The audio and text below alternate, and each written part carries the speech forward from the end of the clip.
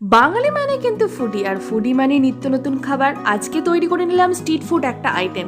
Chowmein আমরা সকলেই ভালোবাসি। বাজার থেকে কিনে আনা চাউমিনের প্যাকেট থেকে হাফ চাউমিন নিয়ে গরম জলে ভালো করে সেদ্ধ করে আমি ঠান্ডা জলে ধুয়ে তুলে রেখেছি। চাউমিন পুরোপুরি সেদ্ধ করবো না, আধ কাঁচা থাকবে, সেই অবস্থায় তুলে নিতে হবে। সবজির মধ্যে নিয়েছি বাঁধাকপি, গাজর, বরবটি, পেঁয়াজ পাতা, আলু আর পেঁয়াজ লম্বালম্বি করে কেটে ভালো করে ধুয়ে রেখেছি। এর সাথে আছে কাঁচা বাদাম, ছোট করে টুকরো করা সোয়াবিন আর একটা ডিম। এবার কড়াই পর্যাপ্ত তেল দিয়ে এক এক করে বাদাম, সোয়াবিন, ডিম ভেজে তুলে নিলাম। এখন ওই একই তেলেই সবজিগুলো ভেজে নেব। নুনটা কিন্তু তোমরা দেখে দেবে, প্রত্যেকটা ভাজার সময় নুন ইউজ করা হয়। এরপরে ঢাকা দিয়ে আঁচটাকে লো ফ্লেমে করে 5 মিনিট সেদ্ধ হতে দিয়ে এবার ওপর থেকে চাউমিনগুলো দিয়ে ভালো করে সবজির সাথে মিশিয়ে নিলাম। এখন দিয়ে দেবো আগে থেকে ভেজে রাখা সোয়াবিন, ডিম এবং বাদাম।